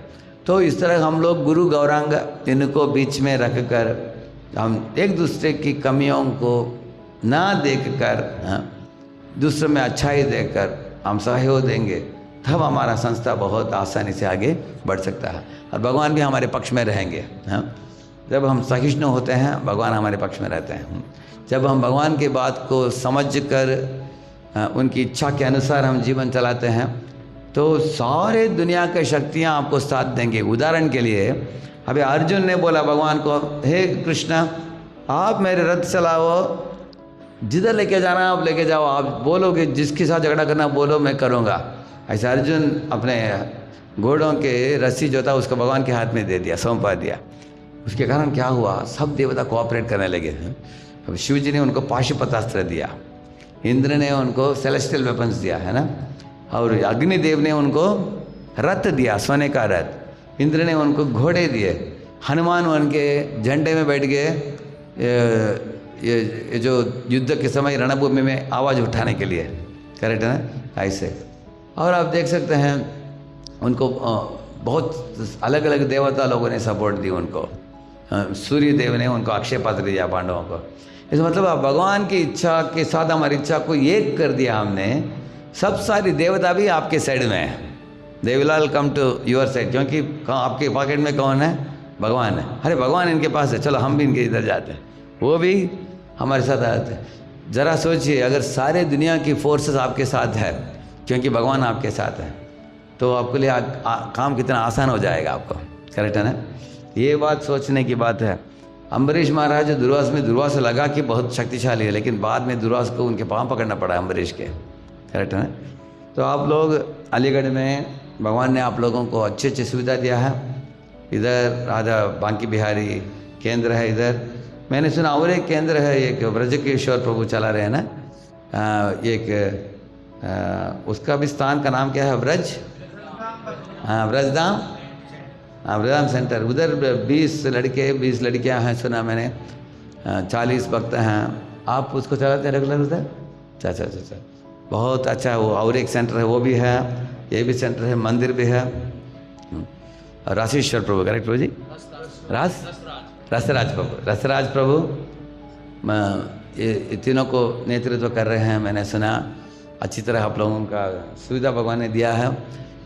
इधर अलीगढ़ में प्रभुपाद जी की इच्छा के कारण दोनों साल आए प्रभुपाद जी, 76-77 में। हाँ, अनेक बार इधर आए, अनेक प्रवचन हुआ सुना मैंने।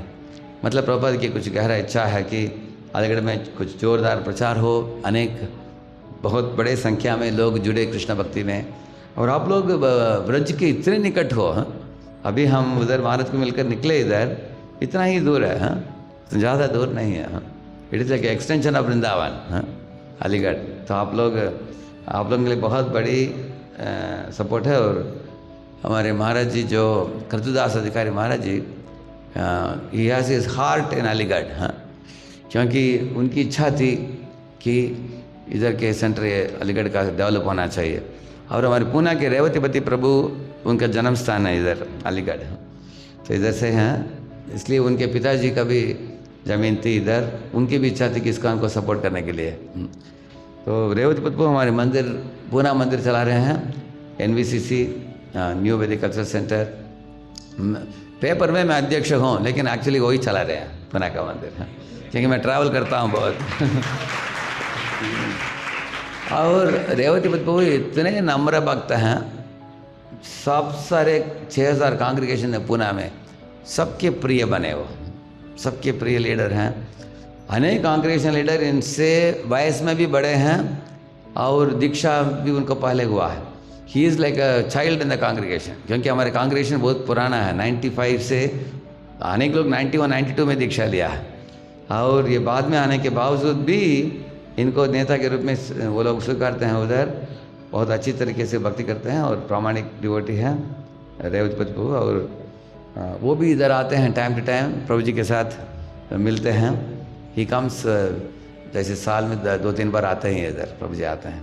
तो आप लोग अच्छी तरह भक्ति कीजिए। और मैं पूना मंदिर की ओर से आप लोगों को स्वागत करता हूँ। आप लोग अगर पूना बॉम्बे एक ट्रिप बनाओगे, मुंबई में प्रभुपाद जी की जुहू मंदिर देखने को मिलेगा आपको, जो प्रभुपाद ने स्थापित किया है ना, जुहू। और चौपाटी में भी एक मंदिर है, जुहू में राधा गोपीनाथ है, राधा रस बिहारी है। मीरा रोड में एक मंदिर है, राधा गिरधारी है मंदिर। उसके बाद खारघर में एक नया मंदिर खुला है, बड़ा मंदिर है वो, हाँ बहुत बहुत विशाल मंदिर है वो, 200 करोड़ का बड़ा मंदिर है वो। और उसके बाद पुणे आओगे, पुणे आने के पहले एक राधा गोविंद मंदिर है बीच में। उसके बाद राधा कुंज बिहारी, राधा वृंदावन चंद्र। आप लोग एक ट्रिप बना सकते हैं। All of your welcome, Prabhu ji can bring, most welcome. आप लोग एक ट्रिप बनाइए कभी, हाँ ठीक है। तो थैंक यू वेरी मच। थोड़ा समय थोड़ा ज़्यादा ले लिया मैंने, घड़ी देखा ही नहीं, सामने रखा, भूल गया घड़ी को। 5 मिनट प्रश्न ले सकता हूँ कुछ? हाँ, किसी का कुछ पूछताछ में बोलिए। माता को एक माइक दे सकते हैं क्या? और एक माइक है क्या? इधर उधर माता पूछ रही है, हाँ उनको दीजिए। या हरे कृष्ण माता बोलिए। ऑन कर दिया उसको माता? हरे कृष्ण प्रभु जी, कोट बार प्रणाम आपको।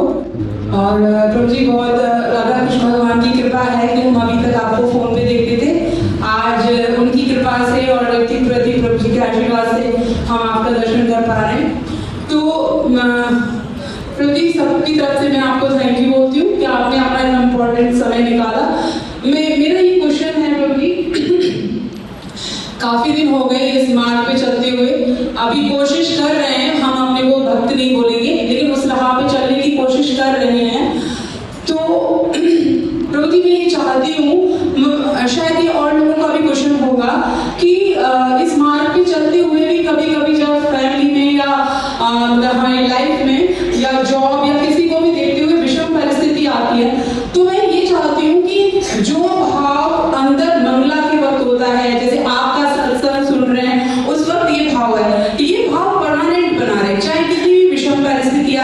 चाहे वो पुत्र का दुख हो, चाहे वो फैमिली में किसी का भी दुख हो, उस भाव को मैं हर वक्त अपने अंदर रखना चाहती हूँ। लेकिन प्रभु जी कभी ऐसा हो जाता है फैमिली को लेके या जॉब को लेके कि एक मिनट के लिए उस दुख में इतने डूब जाते हैं कि ये भूल जाते हैं कि भगवान है ना हमारे साथ में, आता है। हमें क्या सोचना चाहिए, जैसे डॉक्टर कभी कड़वा दवाई देता है, आयुर्वेदिक दवाई देखा आप लोगों ने कड़वा, अच्छा लगता है क्या पीते समय, लेकिन हमारे शरीर के लिए वो क्या करता है, अच्छा ही करता है। इसी तरह जो भी परिस्थिति आता है आप सोचिए कि भगवान कृष्ण ने ये परिस्थिति भेजा है मुझे शुद्ध करने के लिए, ये भाव से हमें देखना चाहिए। आपको ही नहीं, हम सब के जीवन में कुछ न कुछ परिस्थितियाँ आते ही हैं, सुख दुख, मान अपमान, शीत उष्ण, जय पराजय, लाभ अलाभ, ये द्वंद्व बोलते हैं उसको।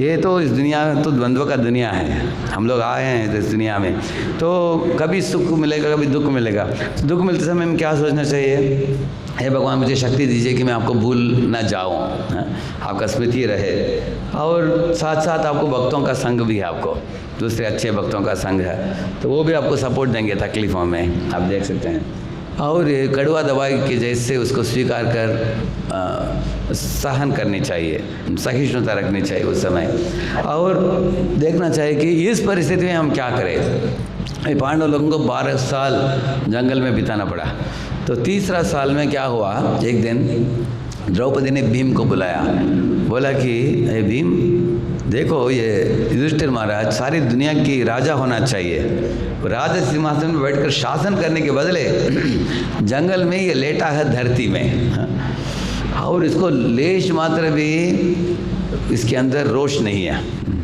ये देखो ये पंछियाँ कलरव कर रही हैं, नदी में पानी बह रही है, ब्राह्मण लोग मंत्र का उच्चारण कर रहे हैं, ये अपने ही मजे में हैं। युधिष्ठिर तुमको क्या लग रहा है, तुमको नाराज नहीं हो रहा है क्या तुम्हारे मन? तो भीम बोला कि मेरे कान से नाक से चिंगारी निकल रहा है, मुझे लग रहा है कि अभी ये हाँ बोलेगा ना युधिष्ठिर में गदा लेकर फट फट करके मार दूंगा दुर्योधन दुशासन को, ये क्षण मात्रा में ख़त्म कर दूंगा, लेकिन ये छोड़ नहीं रहे हमको, ऐसे बोला। तब युधिष्ठिर ने सुन लिया दोनों की बात, बुलाया उन्होंने दोनों को, बोला कि देखो अभी 3 ही साल हुआ है, 12 साल में आप लोग शांत हो जाओ, क्रोधित होने से अच्छा नतीजा नहीं निकलेगा। Anger is 1 letter short of danger, आप क्रोध को त्याग दो, क्रोध करने से सारे शरीर दूषित हो जाता है। हमें 12 साल अभी जंगल में वनवास दिया गया है, भगवान की ही इच्छा है तो हमें स्वीकारना चाहिए। उसके बाद अगर भगवान सोचेंगे कि हमें शासन करना चाहिए तो शासन करेंगे, जो ईश्वर की इच्छा है ऐसे उनके ऊपर छोड़ दिया, तो दोनों शांत हो गए। उसके बाद इनके साथ बात करने के बाद तो हम लोग भी धर्म के पथ में चलते समय हमेशा हमारी अपेक्षाओं के अनुसार जीवन नहीं चलेगा। Life will not always be a bed of roses, sometimes there will be thorns, कुछ कभी कांटे भी आएंगे बीच में, लेकिन अगर कांटे नहीं आते ना हम लोग तीव्र नहीं बनते। जैसे बच्चों को पूछिए स्कूल में कॉलेज में अगर एग्ज़ाम ही नहीं हो क्या पढ़ाई करेंगे, वो कहीं पढ़ाई नहीं करेंगे। जब एग्ज़ाम होता है तब तो पढ़ाई होता है ना। इसी तरह जीवन में भी भगवान कुछ परिस्थितियों को भेजते हैं हमारी शुद्धता को बढ़ाने के लिए, ऐसे हमें स्वीकारना चाहिए और आगे बढ़ते जाना चाहिए, और जितना हो सकता है हमारी ओर से उन तकलीफ़ों को कम करके हम अच्छी तरह भक्ति कैसे किया जाए हम ट्राई कर सकते हैं। But after you are trying, Hare Krishna, बैठ खत्म हो गया।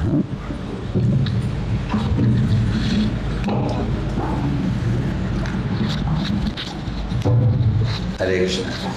देखिए मेरी बहन रहती है कोयम्बतूर में, एक दिन उन्होंने फ़ोन किया, उन्होंने बोला कि देखो अभी 16 माला करना पड़ता है, मेरे 2 बच्चे हैं, उनके 2 बच्चे हैं, एक बेटा बेटी है, दोनों को तैयार करके स्कूल भेजना, पति को कंपनी में भेजना, उसके बाद सास ससुर को देखभाल करना, इतना मुश्किल जीवन है मेरा।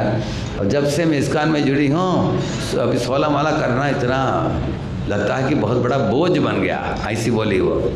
मैंने बोला नहीं तुमको सुबह नहीं करना है पूरा, तुमको 2 बच्चे हैं तो दिन में भी कर सकते बोल रहा था। तो 2 दिन बाद उनका वापस फ़ोन आया बोले कि अभी मुझे बोझ नहीं लग रहा है, बहुत आसान लग रहा है, बोला उन्होंने। मैंने बोला कैसे? वो बोले कि उनके कोई फ्रेंड है उधर कोयम्बतूर में, उनके घर में गई थी वो। उनके घर में उनके जो सास जो होते हैं, ससुर जो होते हैं, वो उनका लगभग 85 ईयर्स हो गया था। वो भी एक बिस्तर में लेटे थे और उनका पति को एक कार का एक्सीडेंट हो गया था, उसका टांग टूट गया था, वो भी लेटा था। और उनका एक बेटा था, सबसे बड़ा बेटा था, उसको कुछ वन साइड पैरालिसिस कुछ हुआ था। तो 3 लोग लेटे थे घर में हैं? और ये माता जी जो थी तीनों को देख रही है और मंदिर में भी जाकर वो हार बना रही है भगवान के लिए और 16 माला भी कर रही हो। और माता जी एकदम आराम से कर रही है सब सेवा। तो मेरी बहन उनको देखने के बाद बोले कि हे भगवान, इस तरह का परिस्थिति किसको नहीं होना चाहिए। वो बोले कि हमारे घर की बात इतना बुरा नहीं है। इसलिए हम आध्यात्मिक जीवन में हमसे ज़्यादा तकलीफ के बीच में भी अच्छे भक्ति करने वालों को देखना चाहिए। जैसे संकट के बीच में गजेंद्र ने क्या किया, एक फूल को उठाकर भगवान को अर्पित किया, नारायण अखिल गुरु भगवन नमस्ते, ऐसे भगवान को एक अर्चना कर दिया उन्होंने। एक श्लोक में बताया है भागवत ने, सोऽन्तश्चरस्युर्बलेन गृहीतार्तो दृष्ट्वा गरुत्मतिहरिं कवपातचक्रम् उक्षिप्य साम्बुजकरं गिरमाह कृच्छ्रान्। अपने सूंड से उठाया एक फूल, नारायण अखिल गुरो भगवन नमस्ते, नारायण अखिल गुरो भगवन नमस्ते। तो भगवान ने सोचा कि संकट के बीच में भी इसने मेरी अर्चना को छोड़ा नहीं है। तो आप सब लोग बैठे हो इधर, गृहस्थ भक्त लोग, आप लोगों के जीवन में अनेक जिम्मेदारियां हैं आप लोगों को। इन जिम्मेदारियों के बीच में, तकलीफों के बीच में अगर आप भक्ति करोगे, आपको 100 आउट ऑफ 100 दे देंगे भगवान। हाँ, करेक्ट है? क्योंकि सब ठीक ठाक होते समय भक्ति करना बड़ी बात नहीं है। अगर कोई बोलेगा समुद्र की लहरें बंद होने दे, उसके बाद मैं नहाऊंगा, समुद्र की लहरें कभी बंद नहीं होंगी, तुम नहाओगे नहीं, नहीं हो पाएगा। इस दुनिया में जिधर हम आए हैं, ये दुनिया को संसार सागर बोला गया, इसलिए सुख दुख आते रहेंगे ऐसे। लेकिन हमें सोचना चाहिए कि भगवान के श्री चरणों को पकड़कर हम रखेंगे, बाकी सुविधा हो असुविधा हो परवाह नहीं, जो चीज़ उचित, जो चीज़ शाश्वत है उसको पकड़ कर रखेंगे। करेक्ट माता जी? Thank you, thank you. और एक प्रभु जी का एक हाथ ऊपर का, अच्छा, एक छोटा लड़का बालक पीछे हाथ ऊपर किया है उसने, समझ गया वो पूरा? आपको समझ में आया मैं जो बोला? प्रणाम। हाँ बोलिए।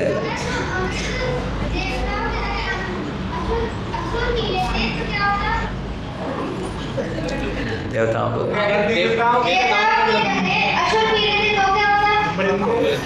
अमृत को अगर देवताओं के असुर पी लेते तो क्या होगा? अच्छा, देवताओं को मिलने के बदले असुर को मिलता था। अगर असुरों को मिलता था, भगवान देना नहीं चाहते थे उनको। कारण क्या है? असुर लोग ऑलरेडी उत्पात मचा रहे हैं इस दुनिया में। अमृत पीकर बहुत लंबे समय के लिए उत्पात मचाते रहेंगे ना। हाँ, उतना ही नहीं, देवता लोग सब जीवों को एक वैदिक संस्कृति को बचाने के लिए मदद करते हैं, ताकि सब जीवों का उद्धार हो। अगर असुरों को अमृत मिल जाता है तो वो जीवों के उद्धार में मिट्टी डालेंगे, वो जीवों का उद्धार नहीं होगा। समझा आपने? सी ऑल द जीवास should they go back to Godhead और stay here, what you see? सब जीवों को भगवत नाम लौटना चाहिए, नहीं तो इधर ठहरना चाहिए। आपको क्या लगता है? आप समझ गए? all of us should go back to Godhead or stay in the material world. What do you think? You didn't understand, ना? हाँ, तो भगवान को जाने के लिए क्या संस्कृति चाहिए? दैवी संस्कृति चाहिए, आसुरी संस्कृति चाहिए, दैवी। इसलिए भगवान ने उनको अमृत दिया। समझना आपने? समझ में आ गया बात? ठीक है, बुद्धिमान है। और एक और प्रश्न है कि भगवान ने अमृत के लिए युक्ति क्यों की जब वो पहले से ही अमर थे? हाँ, भगवान ने अमृत के लिए, भगवान ने अमृत के लिए युद्ध क्यों किया? भगवान पहले से युद्ध को कब किया भगवान ने? जब पहले से डिसाइडेड है कि वो भगवान देवताओं को अमृत देंगे, तो इतना सारा कुछ करने की क्या जरूरत थी? Oh right. लेकिन अमृत को निकालने के लिए असुरों का भी ज़रूरत थी। करेक्ट है ना? देवता और असुर दोनों ने मंथन किया है ना, अमृत तो लास्ट में निकला। करेक्ट ना? लेकिन भगवान ने पहले से सोच लिया था कि जो बात मानकर वैदिक संस्कृति के अनुसार चलने वाले हैं उनको अमृत देना चाहिए। ये भगवान का निर्णय था, क्योंकि असुर लोग भगवान के बात मानने वाले नहीं हैं और धोखाबाजी करके असुर लोगों ने अमृत पीने की प्रयत्न की, मिला नहीं है उनको। भगवान को कोई धोखा दे सकता है क्या? What do you think? कोई दे सकता है? कोई नहीं दे सकता, क्योंकि भगवान दोनों के पिता हैं, दोनों के ऊपर भगवान। सी फॉर एग्जाम्पल एक उदाहरण देता हूँ आपको। एक पिताजी थे, वो जब केक लेकर आते थे लंबाई से, बड़ा बेटा छोटा बेटा दो बेटे थे उनके। छोटा बेटा हमेशा रोता था, पापा ने पूछा कि तुम क्यों रोते हो हमेशा मैं जब केक लेता हूँ? बोला कि बड़ा बेटा क्या करता है, केक को ऐसे काटता है, मुझे थोड़ा ही देता है, ज़्यादा खुद खा लेता है, हर बार करता है ऐसे। तो पिताजी ने क्या किया बुद्धिमत्ता से, अगले बार जब केक लेकर आए बोले दोनों को बुलाया, बेटे ध्यान से सुनो, आप में से एक व्यक्ति काट सकता है केक को, दूसरा व्यक्ति चुनेगा, वो दो आइटम में जो चुनना है वो पहले चुनेगा। आप समझना आपने? One will cut the cake, another one will make the choice of which one to take. अभी बड़े भाई जो था समझ में आ गया उसको, अगर मैं एक छोटा काटा एक दूसरा बड़ा काटा क्या होगा, बड़ा वाला ले लेगा कौन? छोटा भाई। इसलिए उस दिन एग्जैक्टली बीच में काटा, दोनों को एक ही साइज का मिला। तो भगवान भी जानते हैं कि असुर लोग धोखाबाजी करने वाले होते हैं, इसलिए भगवान ने उनको प्रोत्साहन नहीं दी। You understand now? You are which standard now? Which standard? Fourth. What's your name? Parth. Given. मुझे कानपुर पहुंचना है 8 बजे के पहले। अभी कितना टाइम हो गया? करना है।